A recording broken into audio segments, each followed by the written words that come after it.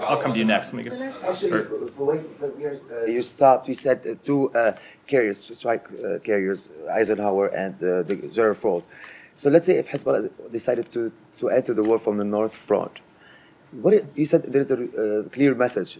Will the U.S. be involved in a battle with Hezbollah? I'm not going to speak to. I am not going to speak to hypotheticals down the road. But our message to any entity hostile to Israel has been that they should not enter this conflict. And our message to Israel and the Israeli people has been that we stand with you and we will support you. Okay, one more question. I'm going to get to everyone. People, I'm going to work.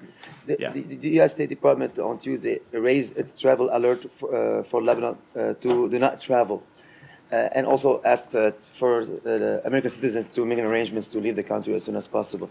Do you have any additional information about the situation in Lebanon? Do you think it might escalate? And do you have, why you're asking U.S. citizens to leave as soon as possible? So we have taken that measure because we've seen events on the ground. Let me back up and say we are constantly assessing the safety and security of our personnel in every place where we operate overseas. We are constantly assessing the safety of the situation on the ground so we can give appropriate travel warnings and appropriate guidance to American citizens.